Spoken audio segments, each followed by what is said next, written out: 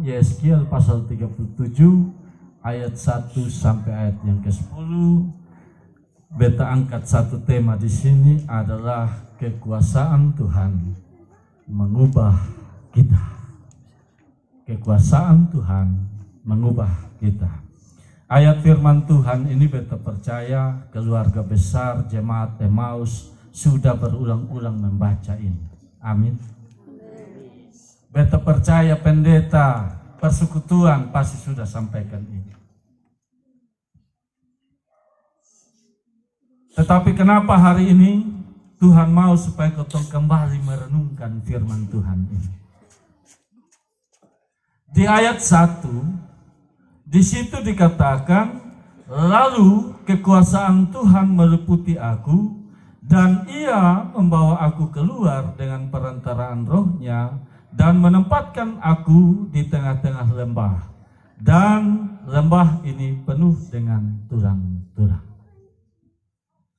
Perikop yang baru saja ketong baca ini mengisahkan tentang umat Israel yang pada waktu itu mengalami satu situasi yang paling sulit, situasi yang paling kelam.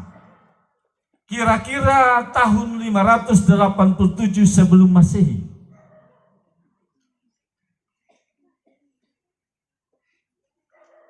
Yerusalem itu dihancurkan. Kerajaan Yehuda dihancurkan. Dan umat Tuhan dibawa menjadi tawanan, budak belian di Babel.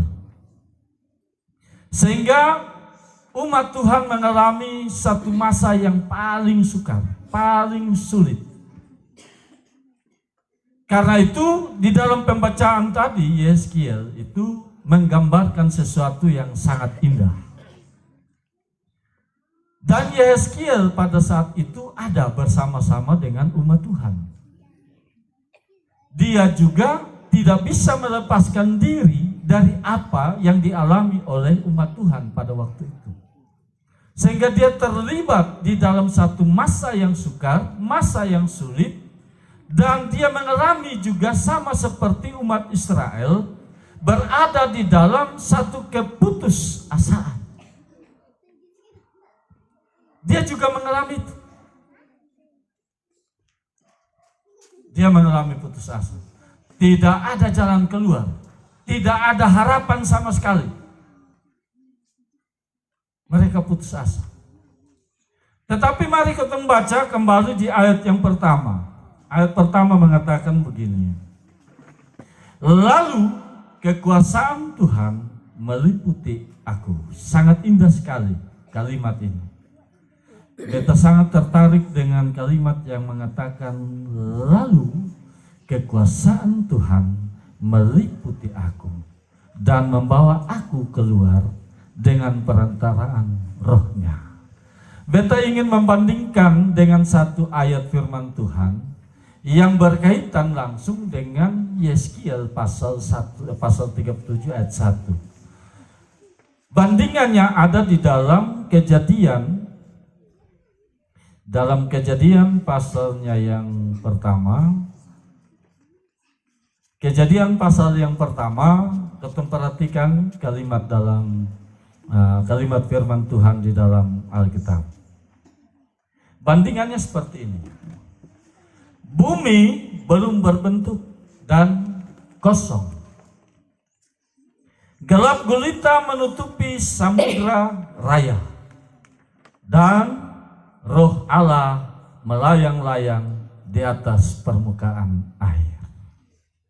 Di sini diceritakan bahwa bumi belum berbentuk. Sesungguhnya bumi itu bukan belum berbentuk.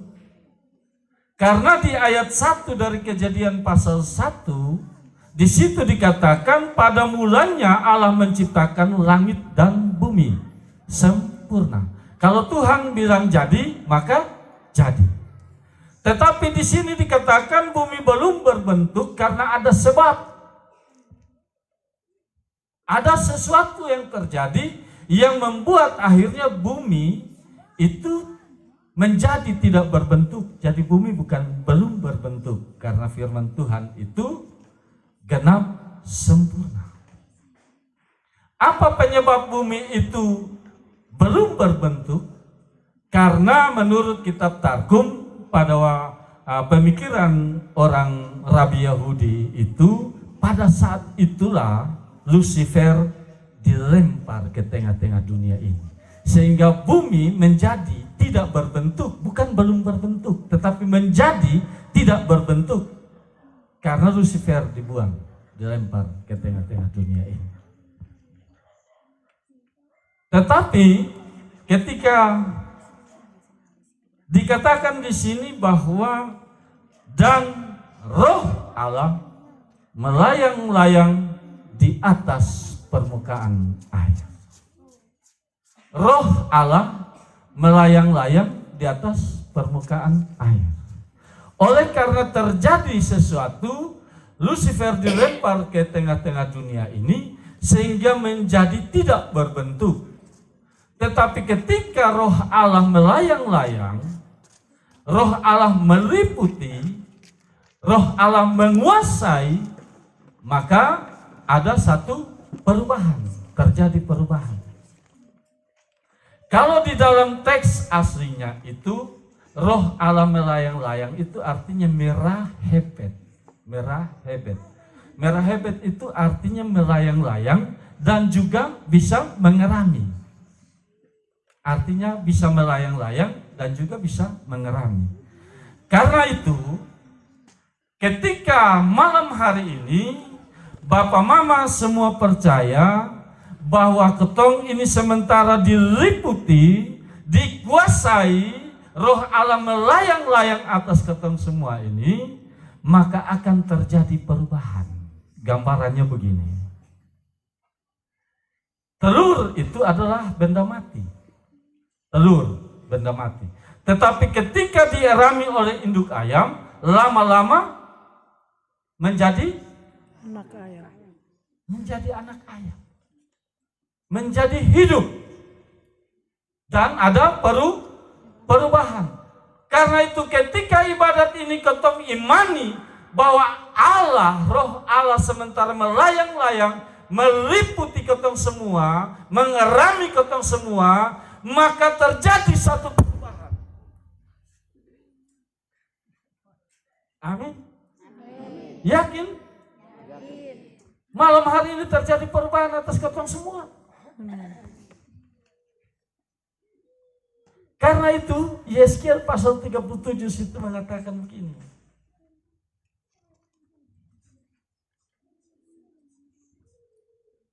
Lalu kekuasaan Tuhan meliputi aku dan ia membawa aku keluar. Kalau ketong mengimani bahwa malam hari ini roh Allah meliputi ketong, menguasai ketong, melayang-layang atas ketong, maka akan terjadi perubahan. Karena beta percaya ketong semua ini tidak akan pernah mau tetap tinggal di dalam keterpurukan kita. Kita tidak akan pernah mau tetap hidup di dalam kelemahan kita. Kita tidak akan tetap mau hidup di dalam keterpurukan hidup ini. Ketong ingin perubahan, betul? Atau di sini ada Bapak Mama yang sudah ingin perubahan? Yakin ingin berubah? Yakin? Ya. Maka kalimat berikutnya sangat indah dikatakan di situ bahwa dan ia membawa aku keluar dengan perantaraan rohnya. Satu keadaan yang tidak mungkin, mustahil sama sekali, tidak ada tanda kehidupan, tetapi ketika roh Allah melayang-layang, roh Allah meliputi, maka terjadi satu perubahan sehingga Tuhan membawa ketong keluar dari satu situasi dan kondisi yang terpuruk sekalipun.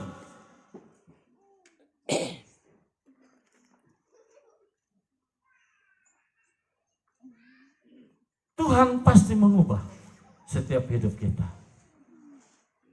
Karena itu, ketika ketong hidup, pasti ketong akan diperhadapkan dengan masalah. Pasti. Siapapun dia yang hadir di sini, ketika hidup berarti diperhadapkan dengan masalah. Karena itu, kalau ada yang mengatakan bahwa dia tidak diperhadapkan dengan masalah, maka jangan hidup. Karena orang yang mati saja yang tidak akan menghadapi masalah. Dan gambaran ini Tuhan katakan di sini, mengatakan bahwa tulang-tulang kering. Bacaan kita. Tulang-tulang kering artinya menggambarkan bahwa tidak ada tanda-tanda kehidupan. Tidak ada masa depan. Tidak ada harapan sama sekali. Tidak ada jalan keluar. Tetapi ketika ketemu imani bahwa Tuhan hadir saat ini, Roh Allah melayang-layang atas ketong, maka terjadi perubahan. Ada kehidupan, ada sukacita, dan ada harapan. Amin. Amin.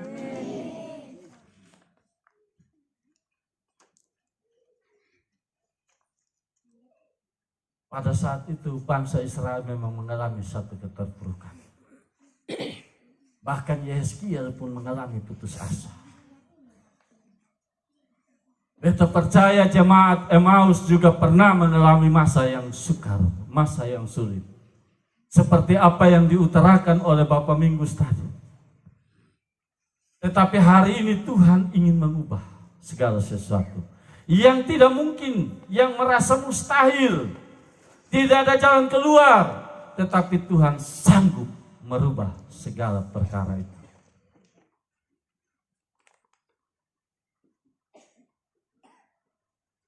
Karena itu di ayat kedua digambarkan begini. Ia membawa aku melihat tulang-tulang itu berkeliling-keliling dan sungguh amat banyak bertaburan di lembah itu. Lihat tulang-tulang itu amat kering. Bagus sekali dicatat di sini. Tulang-tulang kering. Artinya untuk kotong mau tahu saja, ini kakinya siapa, ini tangannya siapa, ini tengkoraknya siapa. Kotong pasti butuh waktu yang banyak. Cukup waktu yang lama kotong butuhkan. Tetapi pada saat itu, ketika Tuhan berfirman kepada Yeskiel, Dia membawa dan menunjukkan kepada Yeskiel tulang-tulang kering yang bertaburan amat banyak di lembah itu. Ingin menunjukkan kepada Yeskiel bahwa ketika kita hidup di dalam Tuhan, tidak ada satu perkara yang mustahil bagi Tuhan. Tidak ada. Karena tengkorak itu untuk mengenal ini tengkoraknya siapa, ini kaki siapa, ini tangan siapa, sudah tidak mungkin. Tidak mungkin sama sekali. Tetapi ketika Tuhan yang membawa keluar Yeskiel dan menunjukkan itu, Dia ingin menggambarkan kepada Yeskiel bahwa ada sesuatu yang akan Dia buat. Ada sesuatu yang akan terjadi di tengah-tengah bangsa Israel.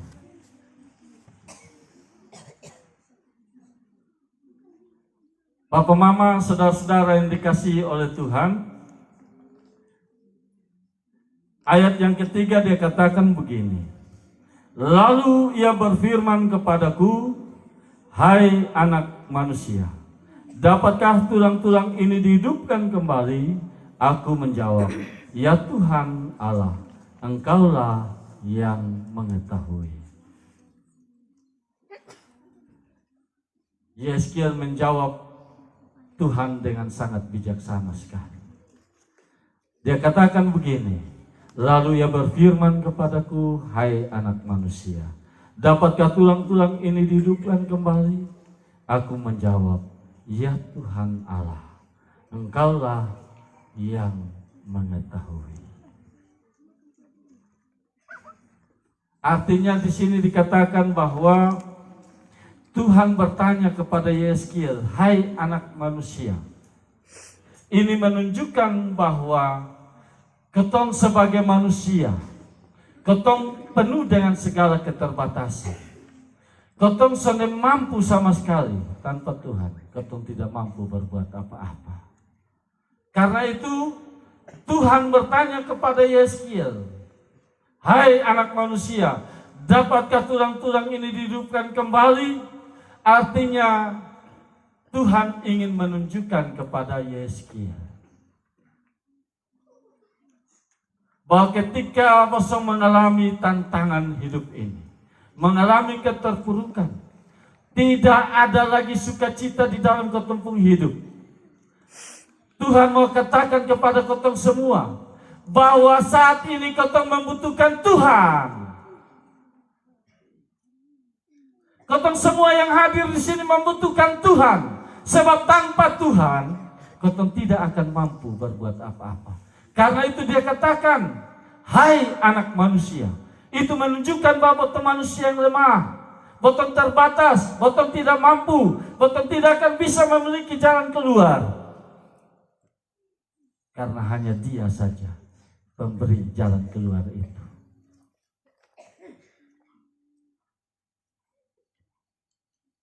Itu gambaran yang Tuhan mau sampaikan kepada ketong. Dia berbicara tentang tulang-tulang kering. Tidak ada harapan, tidak ada masa depan, tidak ada jalan keluar.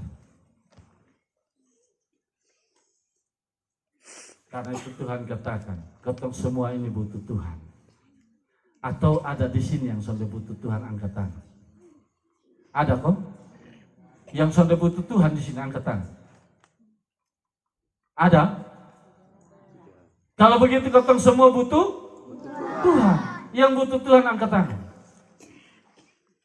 Puji Tuhan. Dan memang harus itu yang terjadi. Bahwa ketong semua manusia ini membutuhkan Tuhan.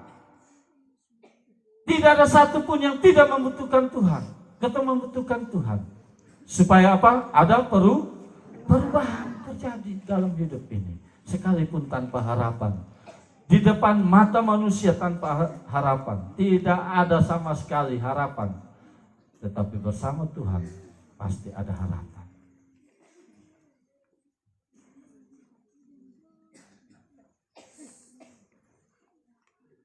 Karena itu beta ingin gambarkan sedikit begini.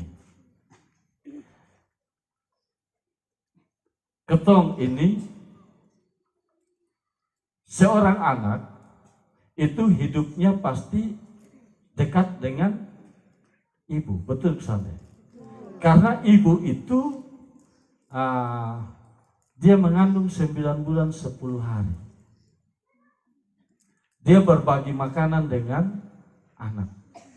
Dia berbagi napas dengan anak. Dia berbagi kehidupan dengan anak. Karena itu ketika anak itu hampir lahir ke dunia ini, seorang ibu pasti mengalami yang namanya rasa sakit. Mau zaman dulu, mau zaman sekarang, ketika proses kelahiran itu terjadi, pasti ada rasa sakit. Dia bertarung dengan maut. Ya kan? Karena itu ketika anak itu lahir, dia didekap oleh seorang ibu. Dia diberikan air susu supaya anak ini bisa hidup. Karena itu Bapak Mama, Bapak Saudara semua yang hadir pada malam hari ini, jangan cemburu kalau istri itu dekat dengan ibu. Kenapa? Karena 9 bulan 10 hari dia ada bersama-sama dengan ibu. Karena itu dia dekat sekali. Begitu juga seorang bapak, jangan marah kalau istrinya dekat dengan ibu. Dan seorang istri jangan marah kalau suaminya dekat dengan ibu. Karena dia berbagi nafas, berbagi hidup bersama-sama dengan seorang ibu. Apa maksud dari cerita ini? Ketong ini diciptakan oleh Tuhan, betul kan? Betul kan? Betul, ini diciptakan oleh Tuhan. Tetapi mari ketong perhatikan ketong punya hidup saat ini. Yang selama ini ketong dekat dengan siapa? Dengan Tuhan atau dengan iblis? Betul? Betul? Betul? Rajin sekolah minggu? Kok mulai pelan. Dekat dengan siapa? Dengan Tuhan. Betul? Di sana betul? Rajin gereja? Luar biasa di sini? Betul? Rajin gereja? Mama pendeta ada di sini. Ingat baik. Jadi ketong ini lebih dekat dengan Tuhan atau dengan iblis? Bukti nyata bahwa ketong ini lebih dekat kepada iblis. Dengan Tuhan ketong menjauhkan diri, dengan iblis ketong lebih mendekatkan diri. Buktinya ketika pendeta bilang mari ke gereja, lu pergi sendiri. Beta mas senang di sini. Dan ketong lihat kenyataan di tengah-tengah dunia ini. Belum pernah ada satu manusia yang mengatakan bahwa beta itu dekat dengan Tuhan. Tetapi ketika dia memberikan kesaksian hidupnya, dia bilang apa? Beta jauh dari Tuhan. Padahal iblis sudah pernah turut menciptakan, ya kan? Tetapi kenapa ketong lebih dekat dengan iblis daripada dekat dengan Tuhan? Seringkali terjadi dalam ketong kehidupan. Makanya perubahan tidak akan pernah terjadi di dalam ketong kehidupan. Kuasa Tuhan tidak akan merubah kehidupan ketong. Karena ketong lebih dekat dengan iblis.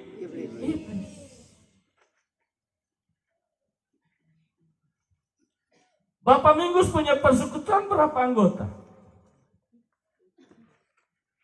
Bapak Minggus, berapa anggota jemaah persekutuan? Ini persekutuan pelita. Yang pertama itu Sekarang lari keluar semua. Lari keluar.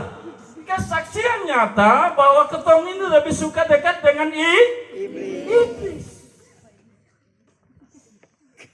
Padahal ayat 3 mengatakan bahwa ketong manusia tidak mampu berbuat apa-apa. Karena itu ketong butuh jalan keluar. Ketong butuh Yesus yang sanggup melepaskan ketong dari segala ikatan kuasa yang menghancurkan ketong punya hidup. Tetapi kenyataan ketong bukan lebih dekat dengan Tuhan, tetapi ketong lebih dekat dengan iblis. Karena itu mari kita perhatikan. Satu kisah pada waktu itu terjadi waktu Tuhan panggil iblis, beta ada di situ. Boleh kan beta yang cerita? Dan beta lihat langsung. Bisa toh? Bisa toh? Ya. Jadi waktu Tuhan panggil iblis, hei iblis, kenapa lu bikin rusak manusia? Iblis jawab, Tuhan bilang apa? Beta tidak punya kuasa untuk merusak manusia. Sebab kalau beta punya kuasa untuk merusak manusia, maka tidak ada satu manusia pun yang akan menyembah Engkau ya Allah. Tetapi beta hanya punya kuasa menggoda. Apa? Menggoda. Tetapi kuasa menggoda itu sangat besar pengaruhnya, sehingga mampu merusak kehidupan manusia. Iblis jawab begitu. Beta tidak punya kuasa untuk merusak. Beta hanya punya kuasa kepada manusia menggoda. Hanya mampu menggoda, punya kuasa menggoda, tapi sanggup merusak kehidupan manusia.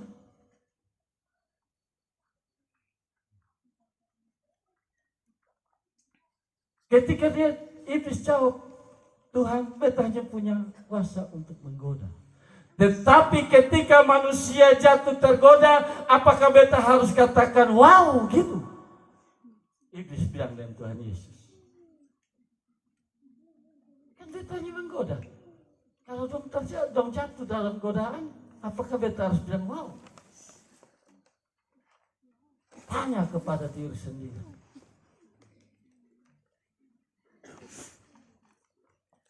Iblis tidak punya kuasa untuk menghancurkan manusia. Tetapi kenapa manusia hancur?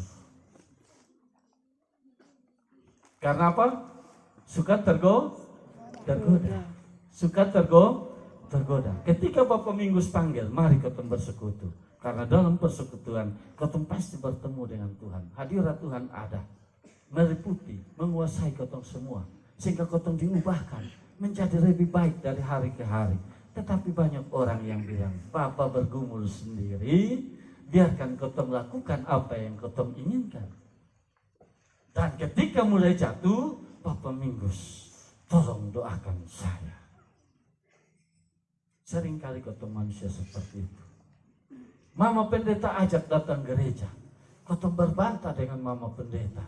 Ketika ketemu mengalami masalah, ketemu datang cari mama pendeta. Mama, tolong doakan beta. Beta kalau tidur malam, badan gemetar sekali. Tetapi waktu sehat, ibu pendeta panggil, dia juga gemetar, mau lari ke tinggal ibu pendeta. Tapi di Paku Peta sudah ada. Ini beta cerita di Kotong di Bobo sana. Di Paku Peta sudah ada. Semua jemaat Emmaus itu baik-baik. Semua mau turut kepada Tuhan, mau dekat kepada Tuhan dan menjauhkan diri dari iblis. Amin. Ya. Hanya ada di jemaat Bobo saja. Karena kebetulan beta jemaat di sana. Jadi cerita di sana, bukan cerita jemaat Paku Peta. Jemaat Paku Petas Pak, jemaat ini di sana dong kalau panggil beribadat dong bilang lu dahulu karena anak masih tio Satsuki dulu. Begitu Satsuki dia tambah 2. Begitu 2 habis dia mulai tambah 1 botol. 1 botol habis dia tambah lagi 1 botol, jadi 2 botol. 2 botol habis dia tiarap di bawah kolong oto.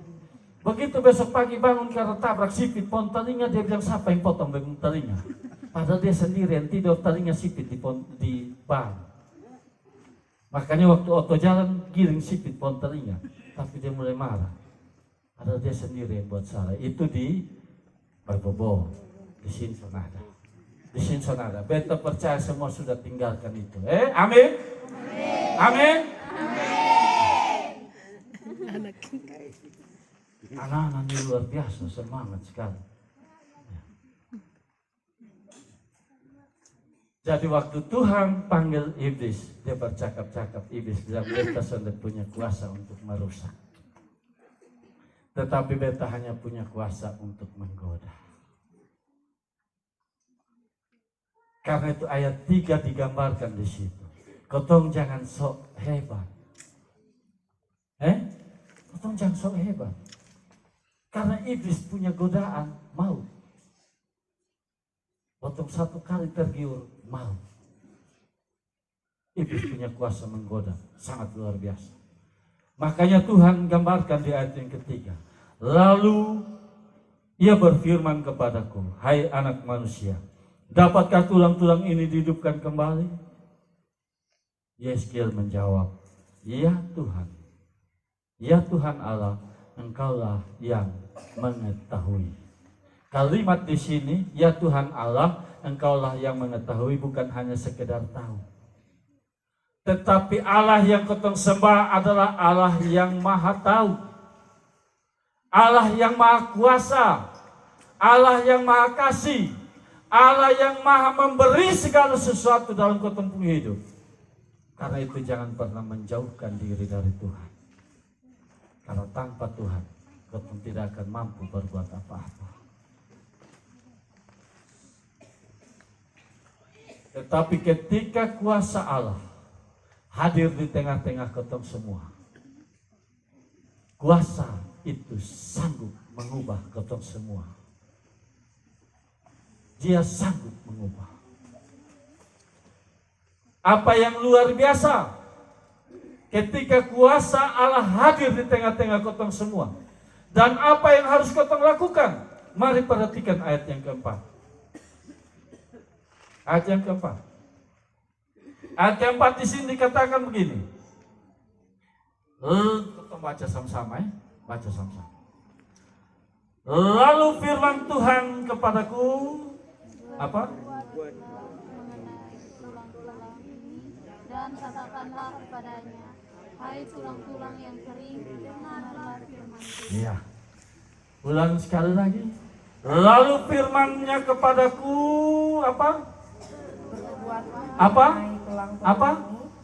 Bernubuatlah Apa? Ulang sekali lagi apa?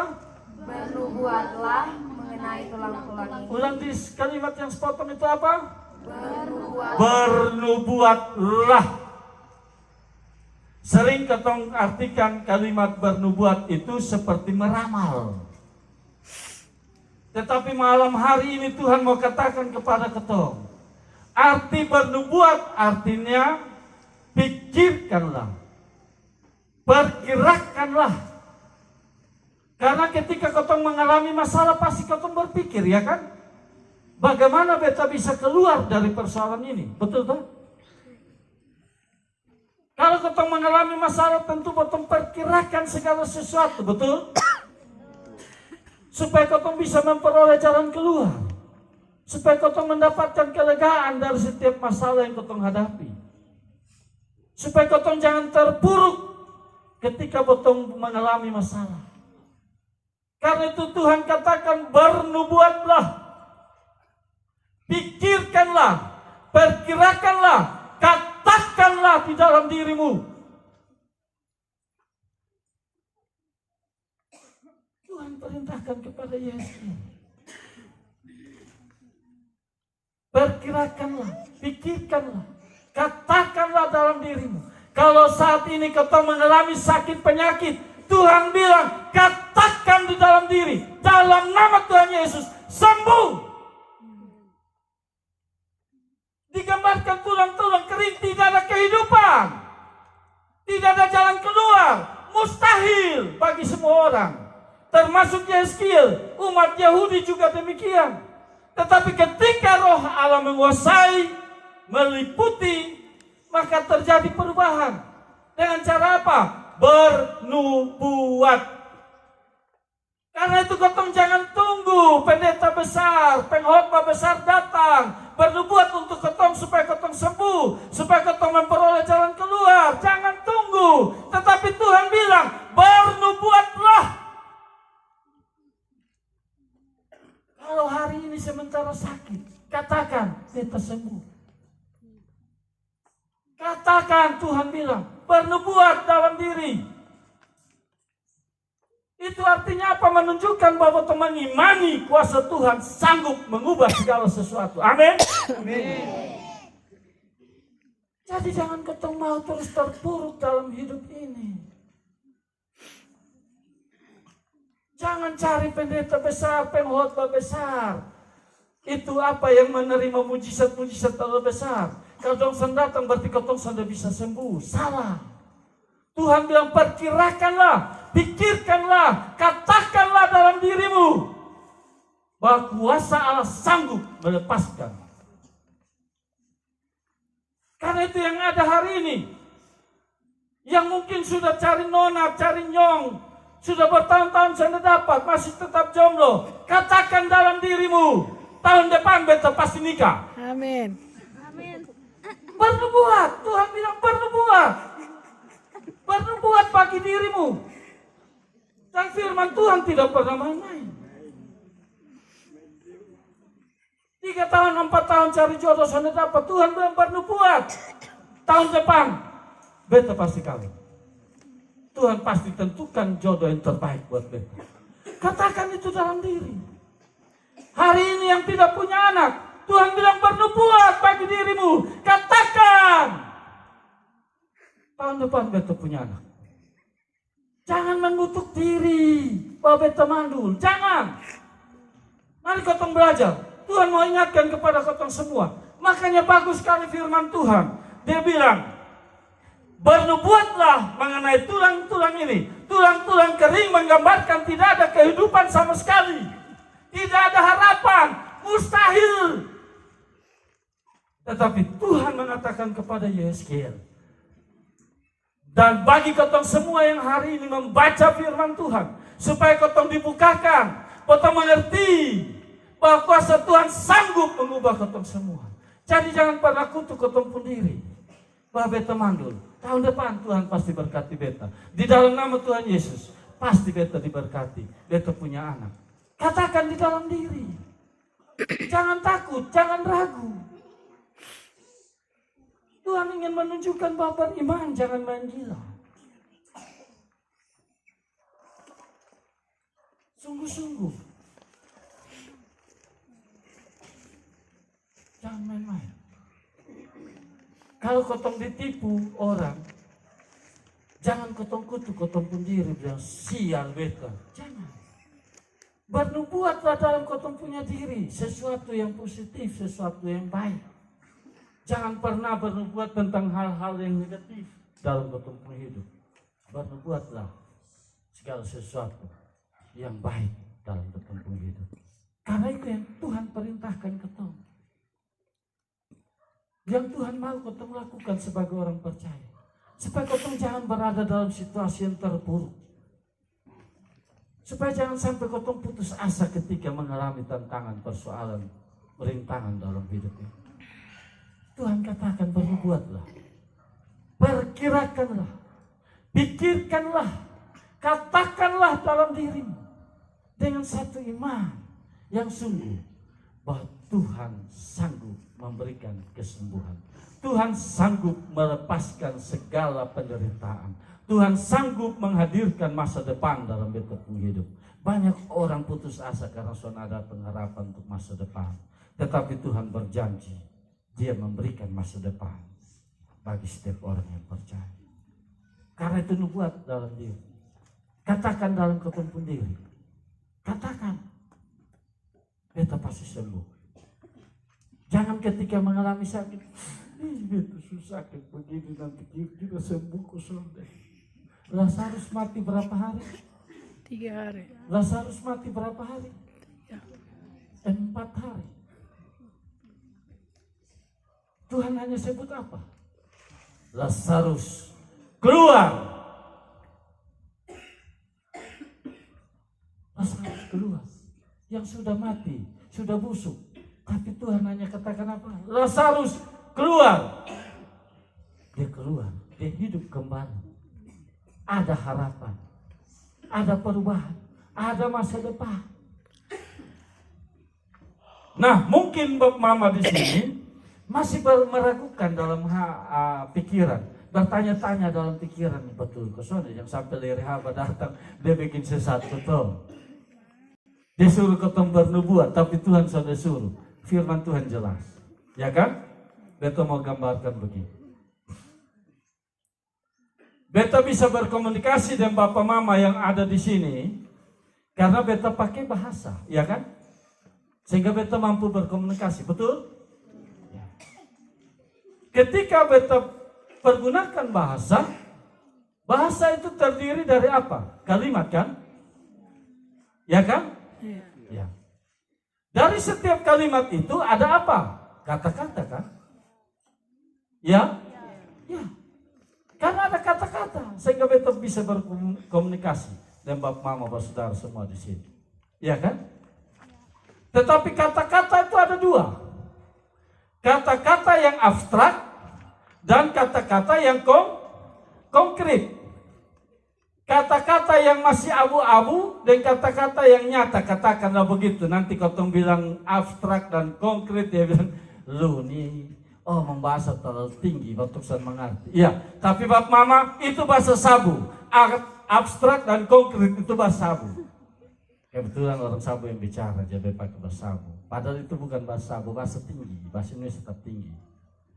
Jadi kata-kata itu ada 2, abstrak dan konkret. Kalau beta bilang begini, ibu ini pegang Alkitab, konkret atau abstrak? Konkret. Betul. Tanya semua di sini, ibu ada pegang apa? Orang pasti bilang Alkitab, ya kan? Ya.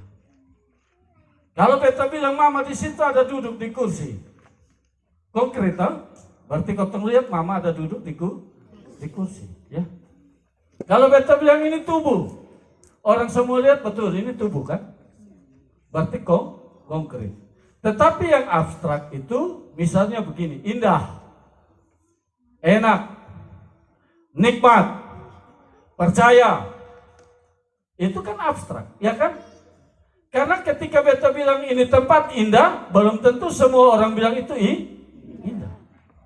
Ketika beta bilang ini enak, belum tentu semua orang bilang enak. Ketika beta bilang nikmat, belum tentu semua orang bilang nikmat. Ya.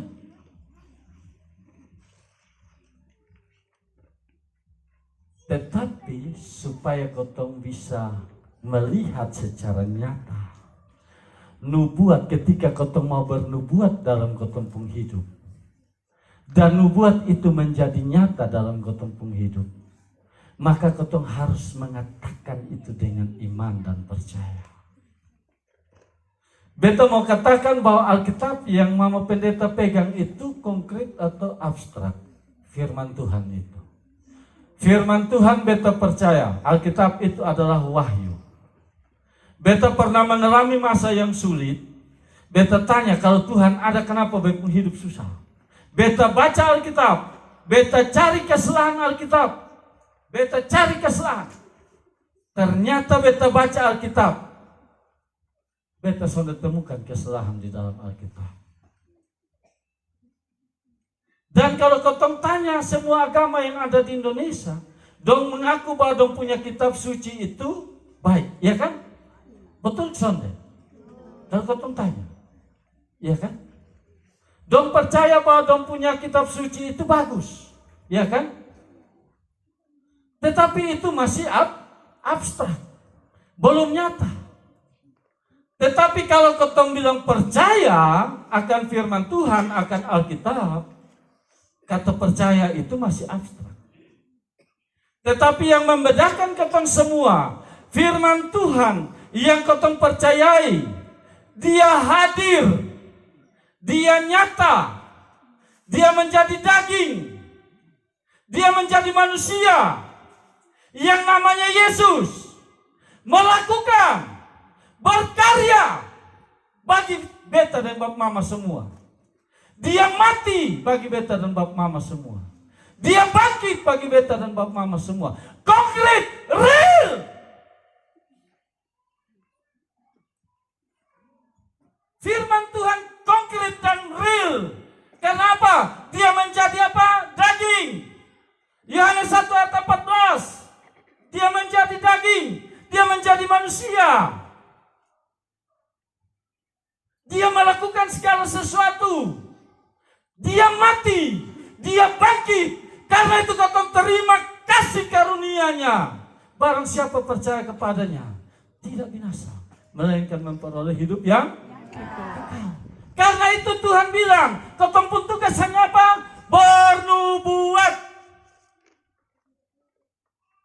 Perkirakanlah, katakanlah, pikirkanlah. Jangan kau mengartikan bernubuat itu betul meramal. Bukan, Bapak Mama. Tanda-tanda di dalam bangsa Yahudi pada waktu itu tidak ada kehidupan sama sekali. Tetapi ketika Tuhan katakan bernubuat, Yeskiel bernubuat, ayat 4 jelas. Lalu ia berfirman kepadaku, bernubuatlah mengenai tulang-tulang ini, dan katakanlah kepadanya, hai tulang-tulang yang kering, dengarlah firman Tuhan. Kotong pun tugas hanya bernubuat. Karena itu hari ini Tuhan mau ingatkan kepada kotong, Tuhan hadir untuk menguatkan kotong semua. Jangan pernah putus harapan. Sekalipun kotong berada dalam keterpurukan hidup ini, Tuhan mau bilang, Dia sanggup melepaskan kotong. Dia sanggup mengubah kotong.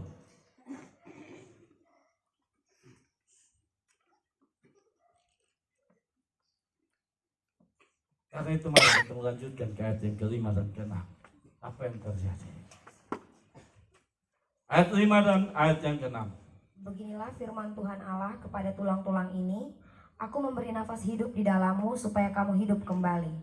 Aku akan memberi urat-urat padamu dan menumbuhkan daging padamu. Aku akan menutupi kamu dengan kulit dan memberikan kamu nafas hidup supaya kamu hidup kembali. Dan kamu akan mengetahui bahwa akulah Tuhan.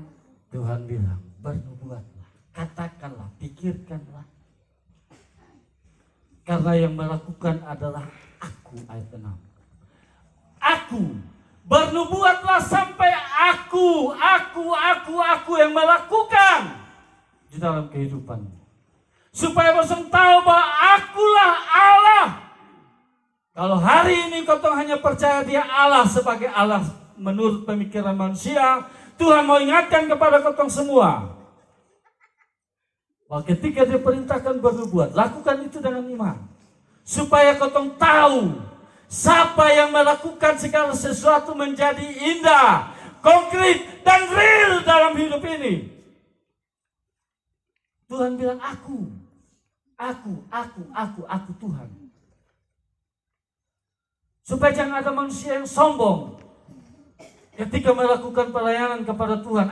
Dia bilang akunya yang keluar, egonya yang keluar. Tuhan ingatkan kepada kita semua melalui pembacaan firman Tuhan, gambaran kepada bangsa Israel yang tegar tengkuk. Ketika lu berjalan bersama dengan Tuhan, sekalipun lu sana ada tanda-tanda kehidupan, sekalipun lu berada di dalam keputusasaan, beta sanggup merubah segala sesuatu di dalam hidup. Karena itu ayat yang ke-6 dia bilang begitu. Akulah Tuhan. Tugasmu hanyalah bernubuat.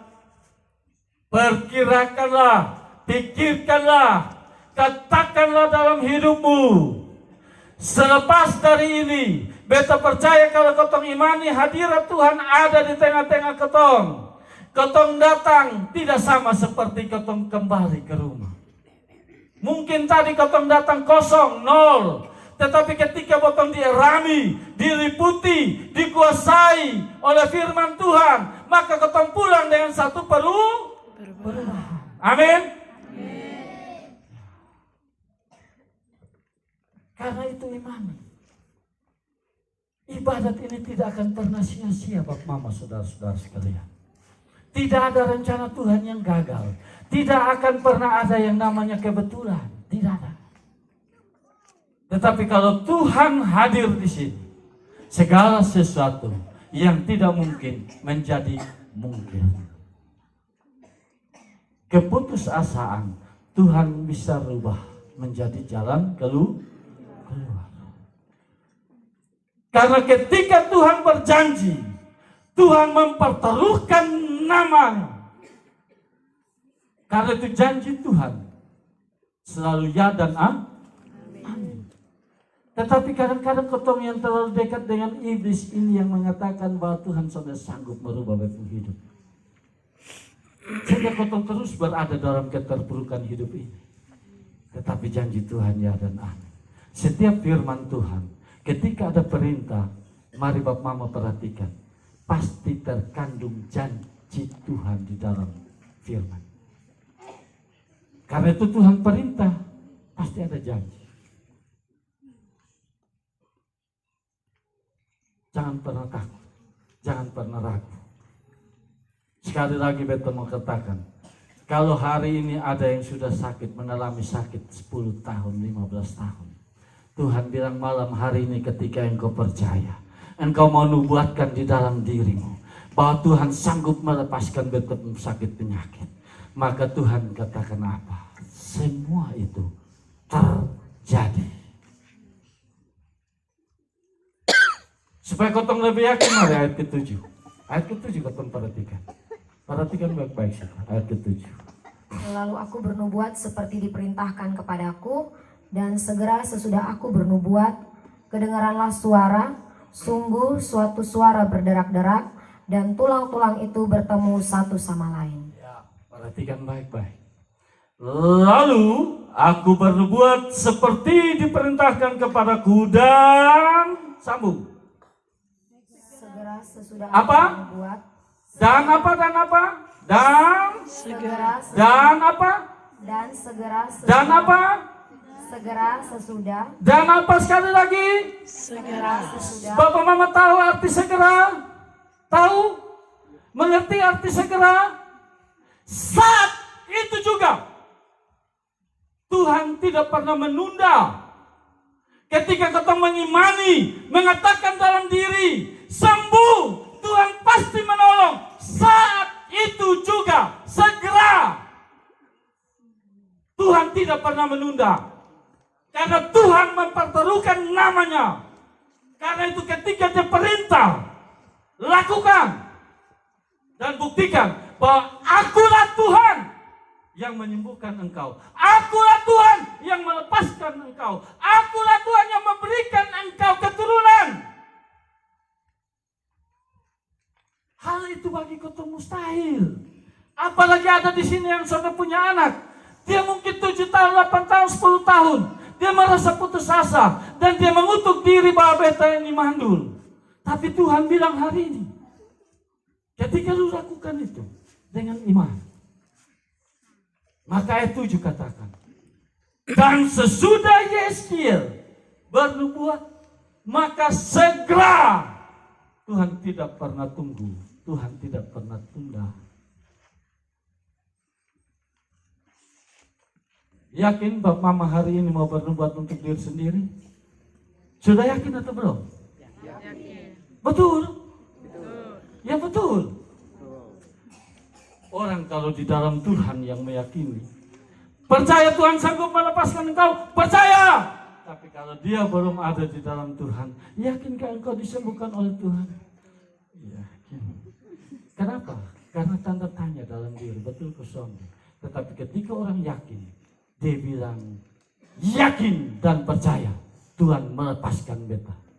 Tuhan memberikan masa depan. Tuhan memberikan jalan keluar.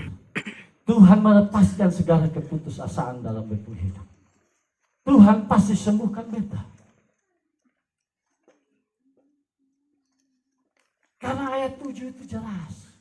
Makanya Tuhan ajak ketemu baca Alkitab itu jangan sekedar baca Alkitab. Jangan sekedar hanya membaca. Tetapi Tuhan bilang renungkan itu setiap hari. Kenapa? Supaya Roh Kudus memberikan pengertian. Dan iman tumbuh oleh karena apa? Pendengaran firman Tuhan. Jadi baca Alkitab itu jangan sekedar baca. Tapi renungkan itu. Tanya kepada Tuhan. Apa yang harus beta lakukan? Jangan tanya Tuhan terus. Tuhan sangkas jalan keluar kok. Tanya dulu. Dalam diri. Apa yang beta harus lakukan untuk Tuhan? Karena setiap orang yang dekat dengan Tuhan pasti dipelihara. Alkitab sudah pernah bilang kotong dekat dengan Tuhan, dia buang kotong. Orang yang berdosa sekalipun Tuhan panggil, Tuhan dekat dia. Masih ingat cerita anak yang hilang? Masih ingat? Betapa berdosanya dia. Tetapi Tuhan merangkul. Karena itu mari kita perhatikan firman Tuhan. Ayat 7 katakan, ketika aku bernubuat seperti diperintahkan Tuhan kepadaku, dan segera sesudah aku bernubuat, kedengaranlah suara. Sungguh suatu suara berderak-derak, dan tulang-tulang itu bertemu satu sama lain. Perhatikan kalimat, tulang bisa bertemu satu dengan yang lain. Kenapa bisa? Karena Tuhan yang melakukan. Yang tadi kotong sudah bisa identifikasi ini tangan siapa, ini tengkorak siapa, ini kaki siapa. Tetapi di ayat yang ke-7 Tuhan bilang dia sanggup menyambung kembali tulang-tulang kering yang tadi di lembah yang begitu banyak. Dia sanggup menyambungkan kembali.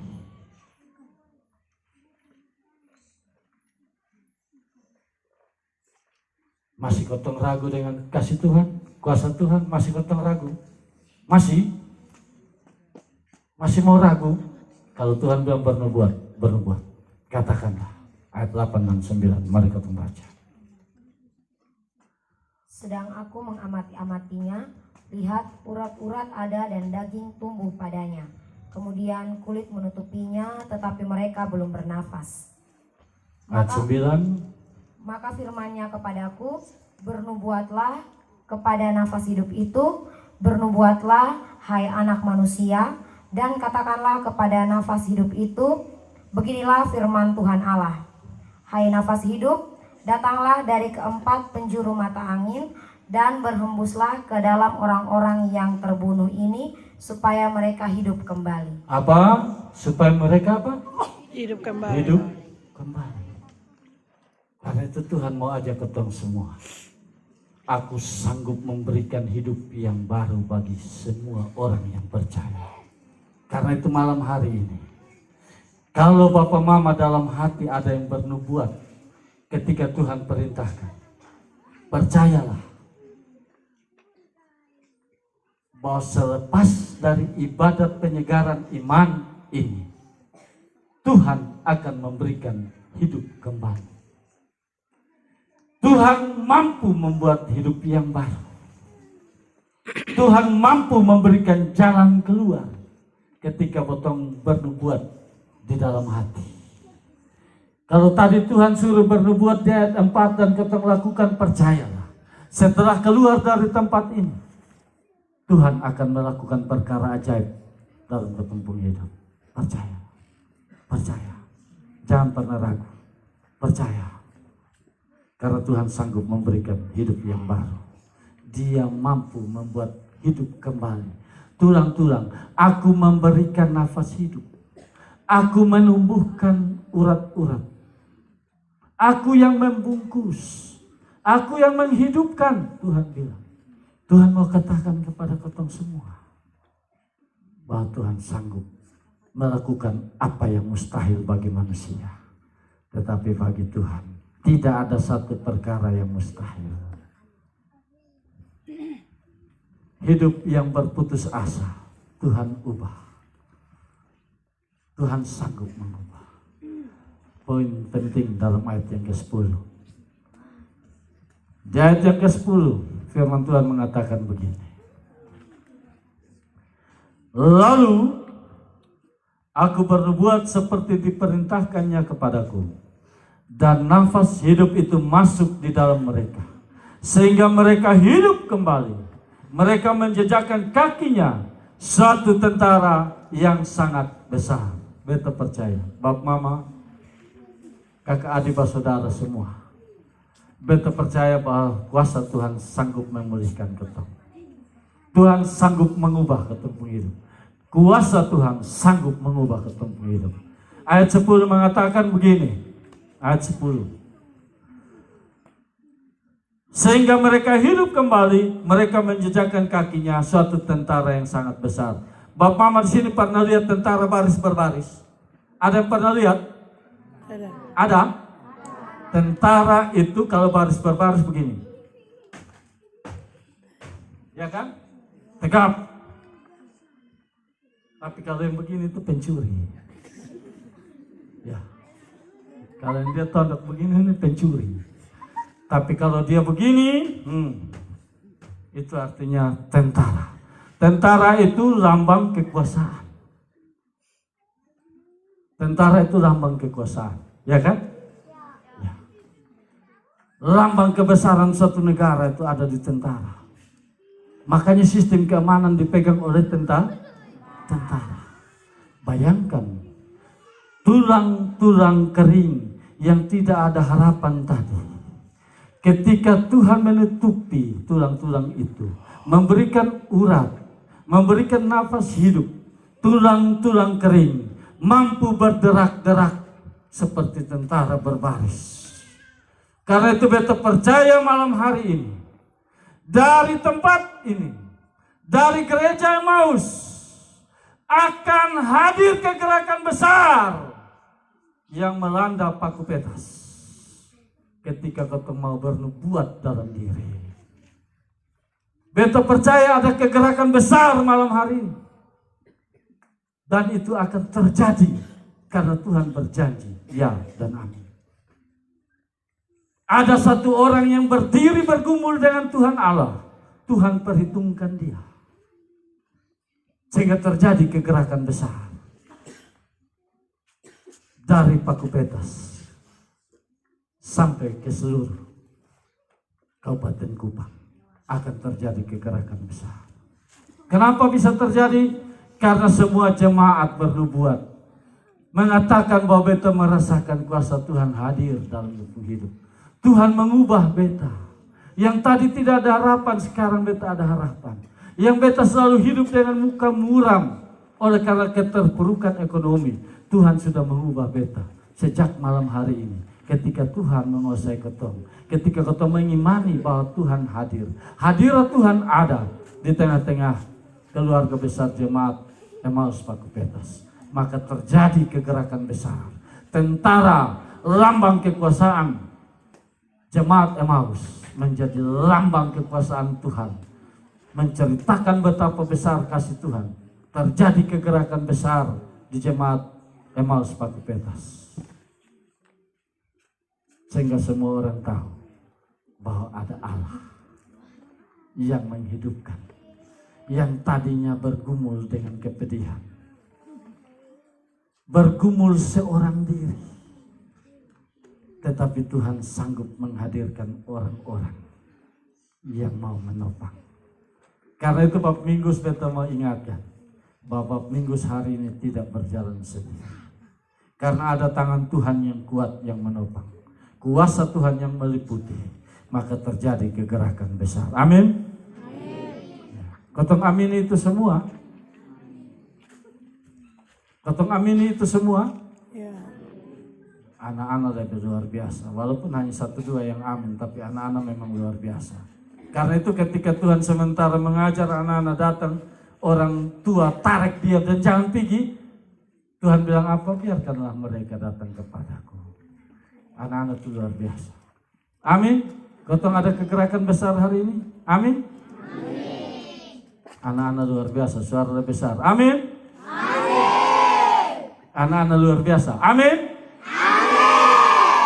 Anak-anak semakin luar biasa. Itu artinya menandakan bahwa ketong ini masih sementara dekat dengan sudah ada amin kau dekat dengan Tuhan.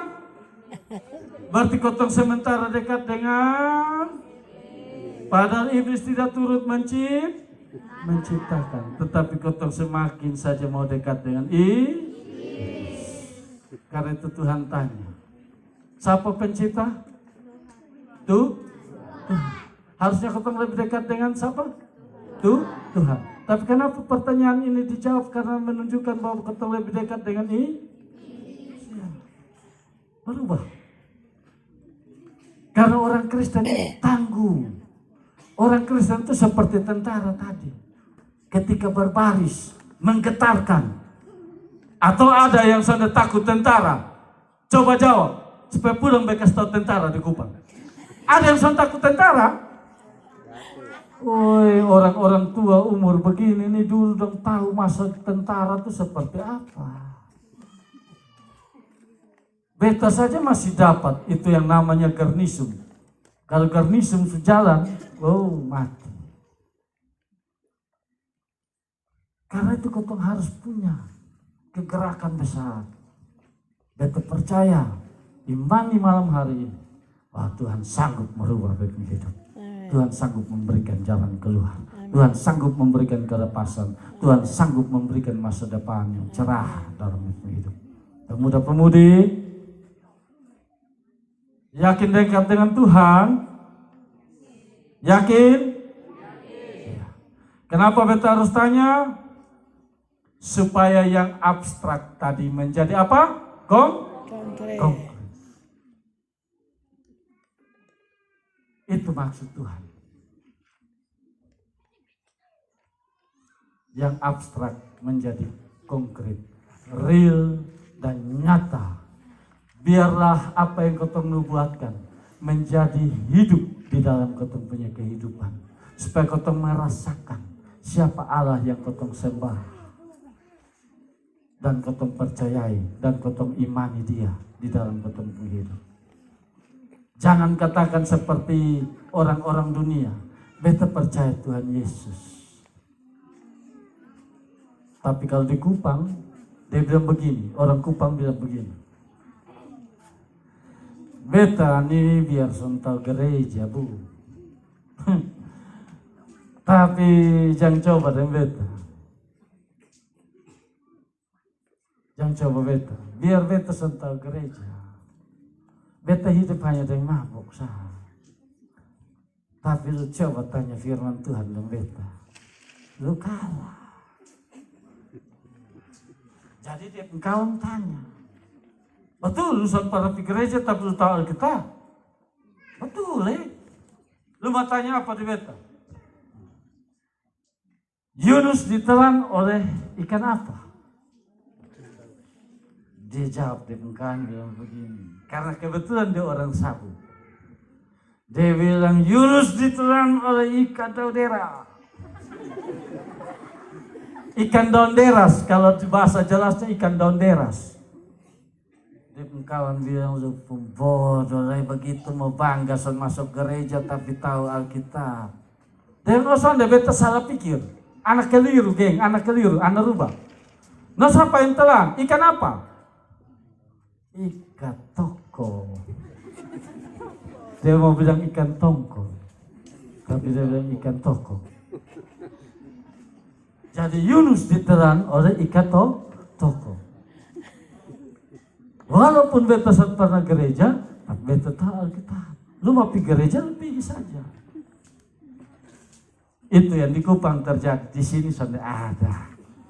Sudah ada. Ya teman pendeta sana ada toh? Kok di sini so bisa sana ada nah? Ya toh? Betul kok? Ya? Masih ada? Ada. Pantas kemampuan pendeta hanya siap kursi 6 semengkali di gereja. Karena sudah bisa penuh, hanya 6 betul. Tapi hari Tuhan ajak ketemu semua, ajak beta, ajak bab mama, kakak adik saudara semua. Mari dekat kepada Tuhan. Ketong ada di akhir zaman. Jangan sampai ketong terlambat. Yakin dan percaya. Tuhan meliputi ketong semua. Tuhan merubah ketong semua. Tuhan memberikan jalan keluar bagi ketong semua. Dan Tuhan mau supaya ketong memperoleh mahkota kehidupan. Amin. Amin. Amin.